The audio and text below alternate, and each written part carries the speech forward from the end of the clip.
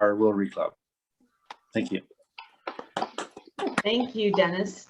It's an absolute pleasure to be with the Rotary Club of Ladner today. There's so many familiar faces on this journey and this call that we have today. So I am really thrilled to be with you today, this afternoon, to speak to you about diversity, equity, and inclusion. I thought I would share some stories from when I was a Tim Horton franchisee and how that relates, and also talk to you about what the DEI task force at Rotary International is working on and where we are. So, you know, sorry, if everybody could just mute, that would be really helpful. That'd be great. Sorry, when you say that, you actually get muted as well, so you've got to pay attention to that. Can everybody hear me? Yep, okay. So as we know, a top priority for Rotary is growing and diversifying our membership. And it's to make sure that we reflect the communities that we serve and that we're inclusive to all cultures, experiences, and identities. Not only to create a diverse Rotary population, but to include marginalized groups in everything that we do. We're creating an organization that is more open and inclusive, fair to all, builds goodwill, and benefits our communities. So as you may know, in January 2019, the Rotary International Board of Directors passed a diversity, equity, and inclusion statement. And I'm not going to read the statement. I'm sure you're all familiar with it, and it's certainly available on rotary.org. But this statement is intentional in that Rotary will build a diverse, equitable, and inclusive culture in which people from underrepresented groups have greater opportunities to participate as members and leaders. And that as people of action, we will create lasting change. So let's take a look at one aspect of diversity in Rotary that we can make immediate advances, and that's women in Rotary and women in leadership positions. So, you know, empowerment of women and advancing women as leaders isn't a new topic. We've been discussing this for decades, and I'm pleased that we have made significant strides in our quest for gender parity. It's hard to believe, but it's been 32 years since that epic Council on Legislation decision to allow women into Rotary. But as we know, that wasn't the beginning of the conversation or the movement to allow women into Rotary clubs. It was decades of effort by men and women from all over the Rotary world. And we can't lose sight of the hard work of those who came before us. You know, last month was International Women's Day, and I was honored to participate in a number of events during the week to celebrate and raise awareness and honor those trailblazers. One of the things we know in Rotary is that we have the power and the opportunity to change. And the statistics of women in Rotary leadership over the last 5 years is heading in the right direction. Female club presidents in the last 5 years have moved globally from 19% to 24%. And 3 years ago, sorry, if everyone could mute. Thank you so much. 3 years ago, as we know, and as we all saw that visual, we didn't have a woman on the Rotary International Board of Directors. As of July of this year, there are 6 women on the board. And as of July 1st, 2021, there will be 8 women on the board. And if you include our president-elect in 2021, Jennifer Jones, there will be 9. That's 9 out of 17 directors. And I'm so excited because this is gender parity for the first time in the history of our organization. This is so healthy, and this is necessary because we know that a diverse board brings innovation, alternate opinions and thought, but most of all, a diverse board brings fairness of opportunity and leadership. You know, if you were in Hamburg at the convention, you know that it was announced that Rotary International has set a strategic goal to have membership of women in Rotary at 30% by 2023. And some may argue that we shouldn't put a number on such an obvious demographic, and it should be 50%. But without goals and measurable outcomes, we'll probably still be having this conversation by 2030. So if we break that down just a little bit further, currently membership of women on a global basis sits at 24%. And I'm pleased that in North America and the Caribbean, which is where our zones are grouped in, it's currently at 33%. So that shows us that part of our global organization still sits at less than 20% globally. But here's the encouraging thing, and I'm always looking for that silver lining in that I am very optimistic. The encouraging thing about DEI and the demographics and the future leaders of our organization is Rotaract, our future members and leaders. Women in Rotaract globally sits at 45%, and in North America, it's 54%. So what that tells us is that we must remain relevant and attractive to the new and diverse members, and we have to be inclusive to potential new members. Because equity isn't just important to young people, the future leaders, it's the expectation, it's the norm. We know that by 2025, millennials will dominate the global workforce by an estimated 75%. I can tell you, and in dealing with Rotaractors and my own children who are in their 30s or just under, this is a generation that demands a diverse workplace, and they base their job offers and acceptances against a company's equity outcomes. Recent university graduates have made it clear there are only two topics they will not debate, they will not negotiate, and it's protecting our environment and it's equity. This is a generation that has raised their voices and caused our generation and those before us to finally feel comfortable having those conversations. I was speaking to a large club in our zone recently, and we touched on DEI, and I was asked if I could stick around after the meeting to continue the conversation, and of course I did. And after a few moments, a Rotarian who is Black spoke up, and he shared with us a very personal and impactful message. After 15 years of being a Rotarian in his club, 15 years, with his fellow members, his Rotary family, he has never felt 100% accepted, and he never felt that he could express his concerns or feelings. He saw many other potential Black members join only to leave in the first couple of years. This conversation that we're having today in our clubs, in our districts, gave him the courage to speak up. This isn't just a powerful story, but it's exactly how the culture of belonging begins. It's all about education, about conversation. And we need to cultivate that equitable and inclusive culture in which people from underrepresented groups have greater opportunities to participate as members and leaders, and feel comfortable and feel heard and feel willing to share those experiences. So what's important is that we live by our DEI statement and we celebrate the contribution of all people regardless, and that our clubs reflect the communities that we live and work in. Now, as was mentioned in my introduction, I no longer am a Tim Horton franchisee. 3.5 years ago, we sold our business, but Mark and I spent 25 years as Tim Horton restaurant owners. Prior to that, I actually worked at corporate office, and our restaurants were in Toronto. And during that time, we employed over 200 workers with disabilities, disabilities of all types, in all positions, including senior management.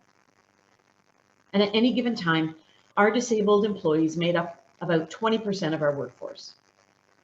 And the reason we did this wasn't just that it was the right thing to do, considering 20% of the world's population is disabled, but rather because it was good for business. By employing people with vastly different problem-solving skills, we created a more innovative workplace with higher safety ratings, lower absenteeism and turnover rates. Therefore, by being more inclusive, we were more profitable. Our staff, however, for the first time, were living full lives and contributing to society. And in time, a very short time, the culture of our business changed to the point that non-disabled people applied to work, to be included in our team. So let's picture our Rotary Club as a franchise. Your employees, or your members, come from the community in which you operate, the fabric of society. Their families become your customers, or your supporters to your club, or your volunteers. And you build awareness and loyalty when you touch the diverse population in your town. And when you build capacity in a diverse membership, more will apply. When you walk through the door and identify with the members, you have an instant connection, something that was missing in that story that I was speaking about earlier. You have an instant connection and a feeling of belonging, of worth, and of contribution. When we have fundraising or hands-on activities and we touch that diverse community, we gain more traction and awareness for our brand. But we're also viewed more seriously when we participate in community activities that affect marginalized groups and have representation from the same groups as our club members. So getting back to my restaurant example, I can tell you that customers who walked through the door told us they weren't the closest Tim Hortons to their home or business. And we all know that we, get in the car, not during COVID, get in the car on the way to work. And it's like tunnel vision, right? It has to be convenient. We're going to stop at that Tim's. We're going to have a coffee on the way to work, but it has to be on our route. But our customers told us that they came to us and went out of their way because we represented their community. They walked through the door and they identified and they felt comfortable. And this is what our clubs should look like. Diversity is a given. We are all diverse in some way in this virtual room, by our cultures, our occupations, our hobbies, and our religion or political beliefs. But to be inclusive takes effort. It's the action. It takes constant action, and it actually takes constant personal correction and awareness as well. The other thing that is really important with inclusion is that it takes tone and intent from the top.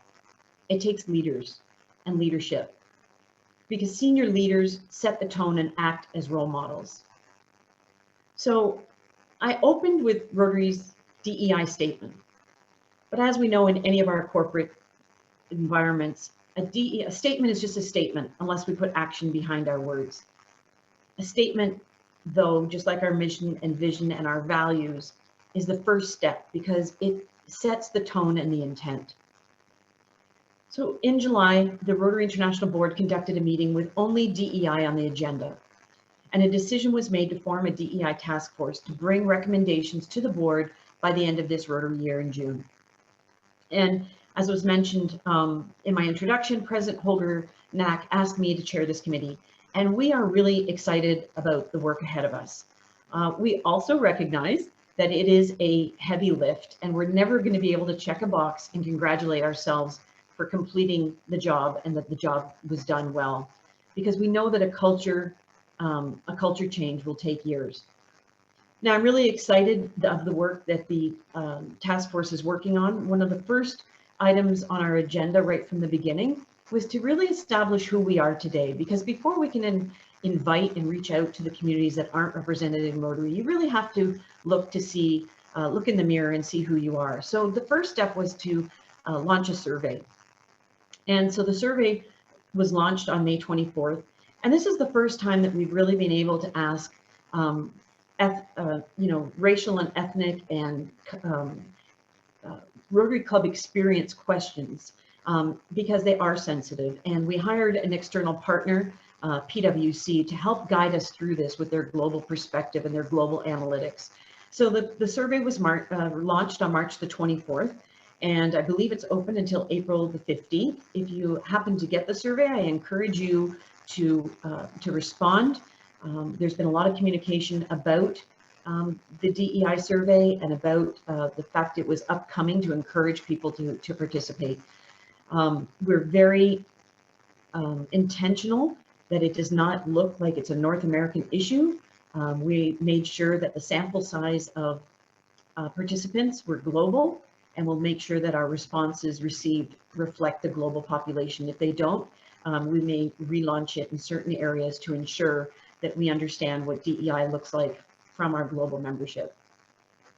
The other exciting thing is that at our March Rotary board meeting, the board agreed to extend the DEI task force until June 2023, at which time the work may be fully operationalized within a committee or within the secretariat, because as I said, this work, as you know, will never be done. It's a conversation and a culture change that will take a long time.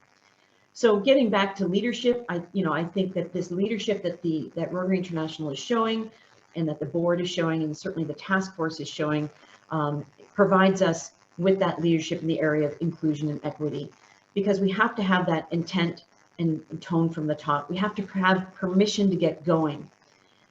But the real change in Rotary is going to come from you. It's going to come from the club level groundswell of significant culture reform, where everyone gets a chance to be treated fairly and where everybody gets a chance to say that I belong. And in this work, you don't, even though it takes tone and intent from the top in leadership, you don't have to be a leader to make this change. You don't have to be a club president, a board member, an assistant governor. We each have enormous power to shape the standards and reinforce desired behaviors.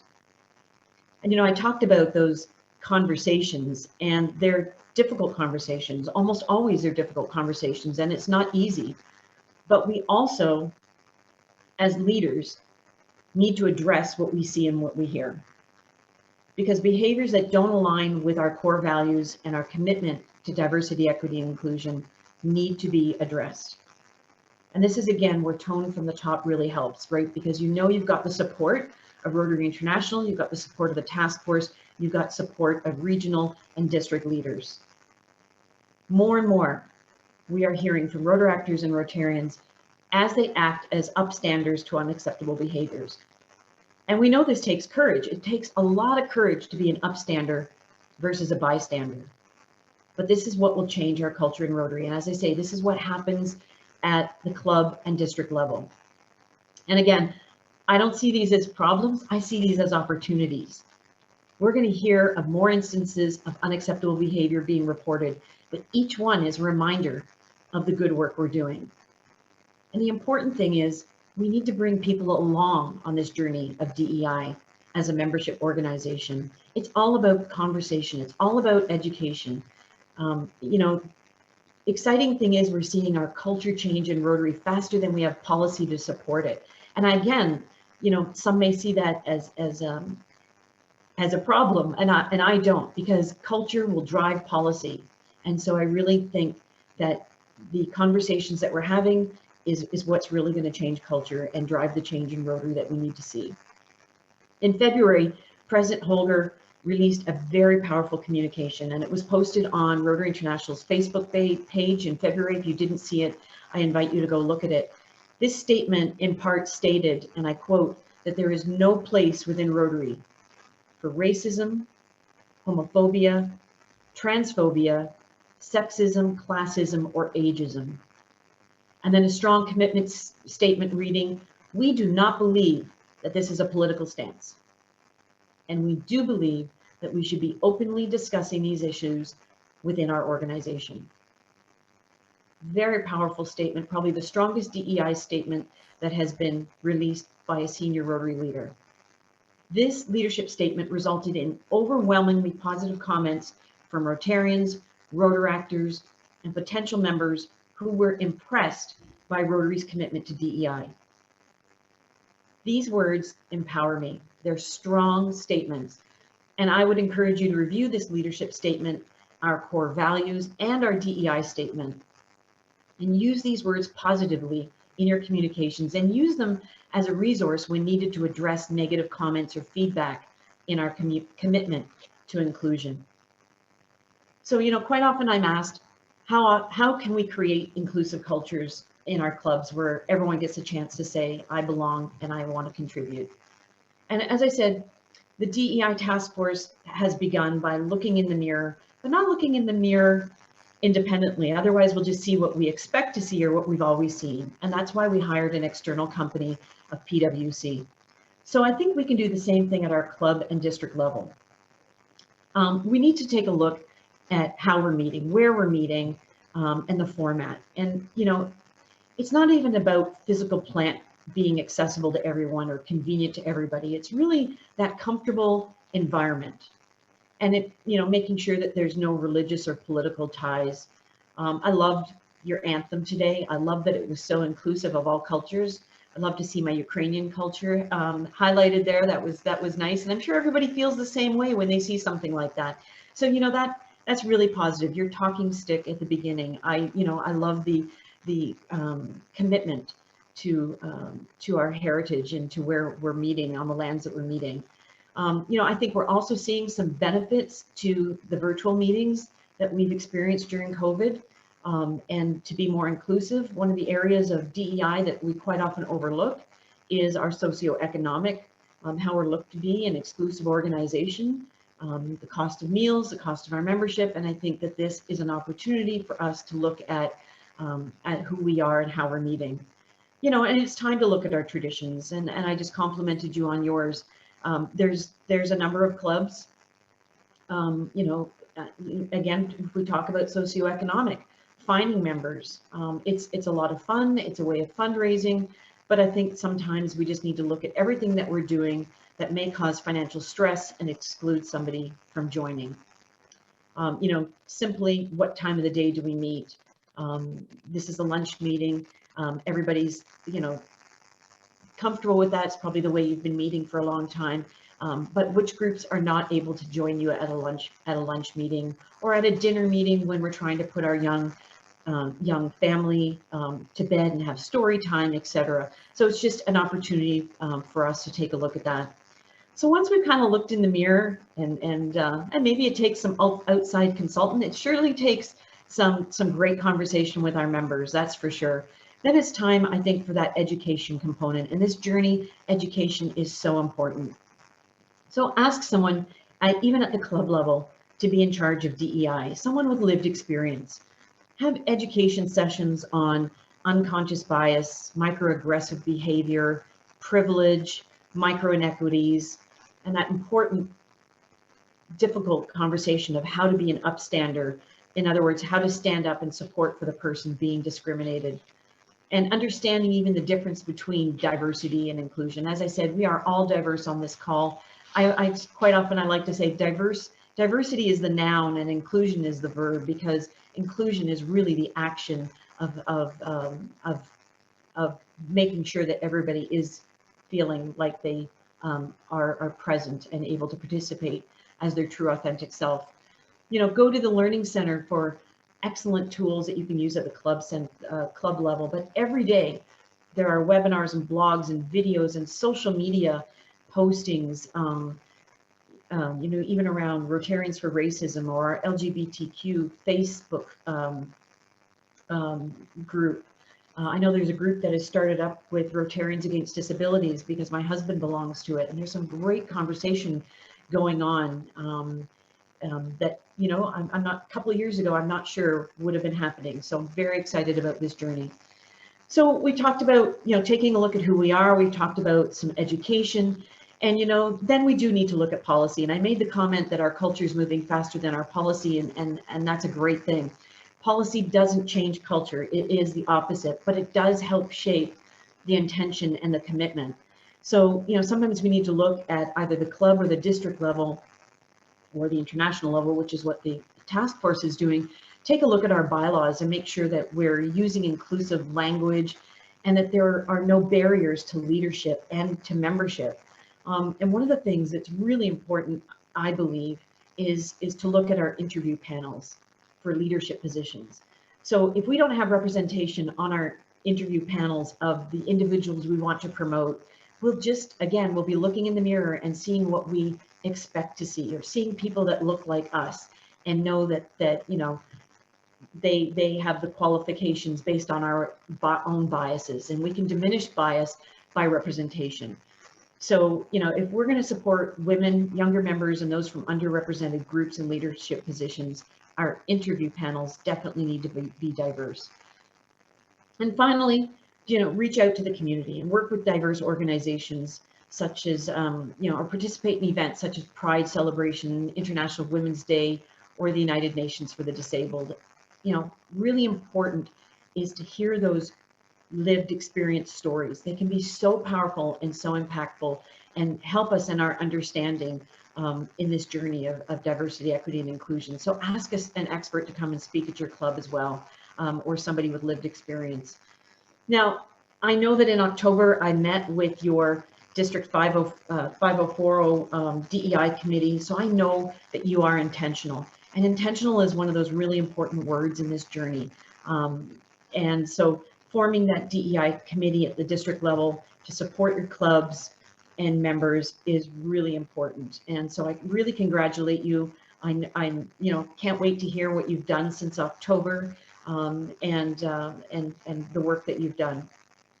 Know that the DEI task force is really looking to a lot of the committees around the world. As I said, this real change in culture happens at the ground level, at the grassroots level, and that's really up to you. So we're looking forward to hearing from you.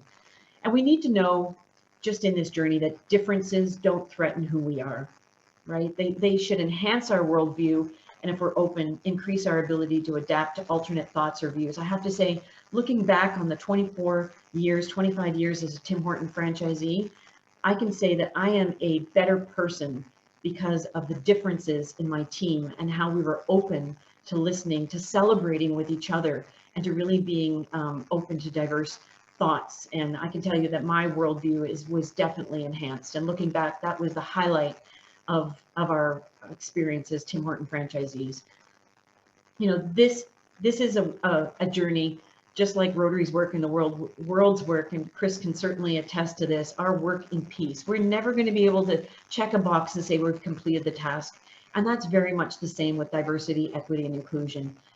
The only other point I'll make is that in this journey, we're going to make mistakes. And we need to make mistakes because the majority of learning comes from making mistakes if we allow them to influence us.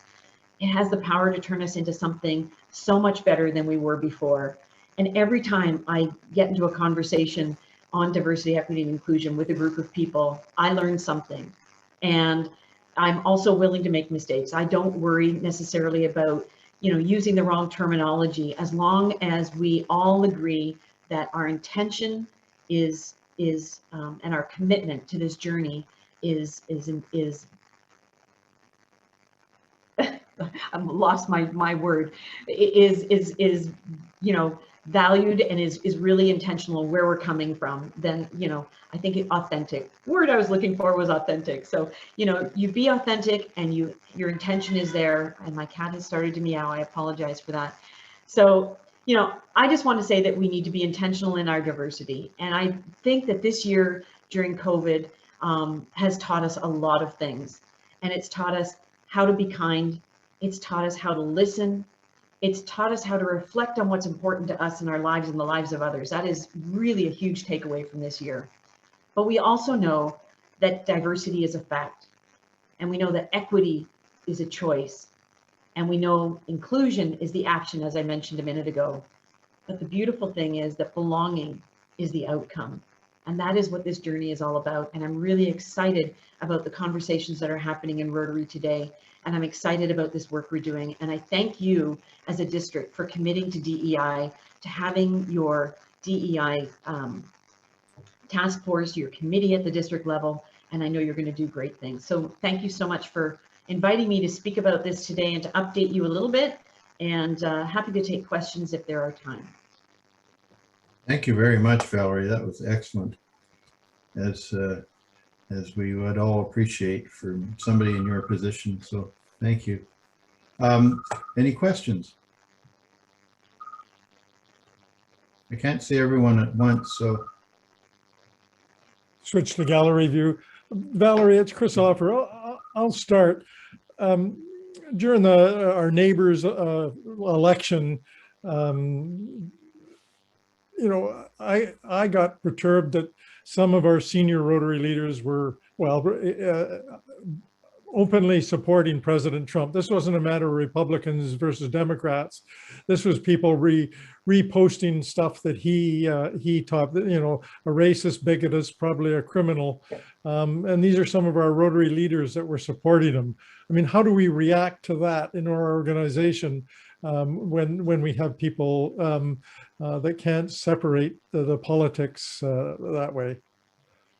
Yeah, you know, that's a really great question, Chris. And I will be completely honest with you that statement that was released in February on Facebook by President Holger was in direct response to a past Rotary senior leader exhibiting and using language that was against every ism that I mentioned in that letter. Once, you know, when you've become a district governor and you're a past district governor, you're always deemed to be a senior leader in Rotary. You have influence in your district. You are looked up to, and you are deemed to be speaking on behalf of Rotary International, whether that's you know, reality or not, that is the perception. And so as senior leaders, we definitely have to be held accountable.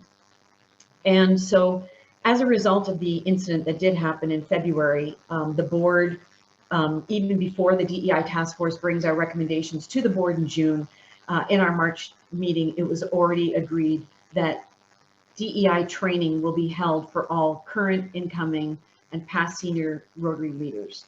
And when you are on social media, you and speaking publicly or in training events, you are deemed to represent Rotary International. And so it was a good wake-up call for us. And we have been speaking about programs like the presidential rep program, when you're given an assignment by Rotary International, representing Rotary International, that each one of those assignments will require and have prerequisite of DEI training before you are asked to represent Rotary International.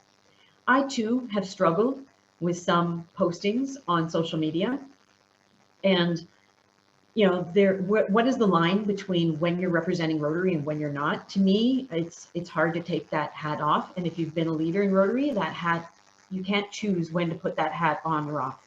It's deemed that you represent Rotary International. I've had the conversation with Rotary International staff about things I've seen on social media by Rotarians, and as long as they aren't using a Rotary language, they're not representing Rotary, there's only so much we can do around freedom of speech, you know, especially south of the border. They have very many different laws and civil rights and perceptions of civil rights than we do here in Canada, and I'm being very careful with how I phrase that. Thank you very much. Ardith, you're on mute.